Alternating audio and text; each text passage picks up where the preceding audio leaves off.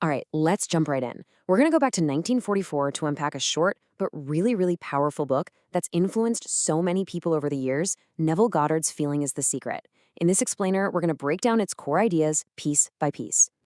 But first, let's start with the one big question this entire book is built around.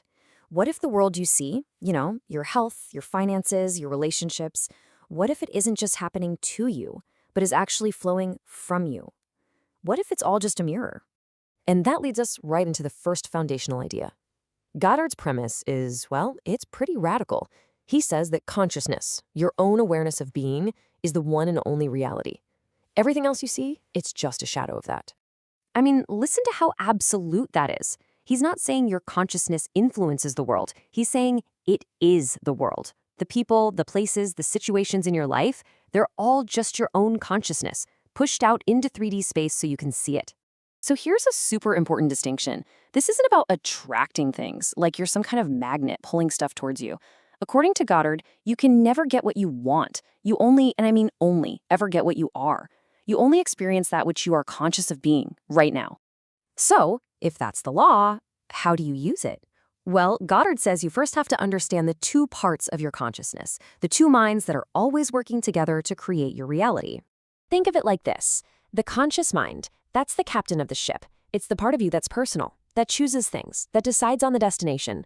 But the subconscious, that's the ship itself. It's the engine room. It's totally impersonal. It doesn't argue or judge. It just follows the captain's orders perfectly. It's the real powerhouse, the realm of cause. And this is the core dynamic. It's actually pretty simple. The conscious mind, the captain, impresses its orders, its ideas, its beliefs, and most importantly, its feelings. And what does the subconscious do? It simply expresses them. It takes those orders and builds them into the physical journey, the reality you experience day to day. So, what's the language the captain uses to give orders to the ship? How does the conscious mind actually get its point across to the subconscious? Well, this is where we get to the title of the book. The secret is feeling. Now, Goddard is very, very specific here. Feeling isn't just a passing emotion, like being happy for a moment. No. It's a deep, inner conviction. It's the feeling you would have if your desire was already a real, solid fact. It's the acceptance of the wish fulfilled. And this right here, this is the absolute key to the whole thing. You don't feel hopeful for something in the future. You have to feel the wish as a present tense reality.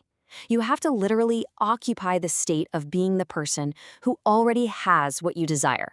Think about the difference. Saying I will be successful actually implies that right now you are not successful. It's a confession of lack. And the subconscious hears that lack and just says, okay, more lack coming right up. But saying I am successful, well, that's a statement of being. That's a direct order that impresses the fact of success right onto your subconscious. And get this, your subconscious isn't juggling a bunch of different possibilities. It simply takes the most dominant feeling you hold, the one you return to again and again, and makes that your reality. What you feel you are will always, always overpower what you feel you'd like to be. Okay, so the theory makes sense. But how do we actually put this into practice? How do we bypass that skeptical conscious mind to get our new feeling directly to the subconscious? Goddard gives us two main gateways. The first, and maybe the most powerful, is sleep. That third of our lives we spend in direct contact with the subconscious. The second is what he calls prayer, but he's not talking about begging an outside force. For him, prayer is a state of deep meditation, a state that's really, really similar to sleep. You can think of these moments as a creative summit meeting. It's when the captain and the ship are one. The conscious mind finally quiets down from all the noise of the outside world and is creatively joined with the incredible power of the subconscious. It's when the architect finally meets the master builder. So let's focus on the most practical gateway of all. That state right before you fall asleep. This is your nightly opportunity to hand the blueprint for your next day, for your future, directly to the builder. I love this quote. Think about it. Whatever feeling you are just marinating in as you drift off to sleep becomes the seed. And your subconscious is the fertile ground that's going to work on that seed all night long, getting it ready to sprout as the circumstances of your tomorrow. And here's the practical step-by-step method. 1. Get comfortable. 2.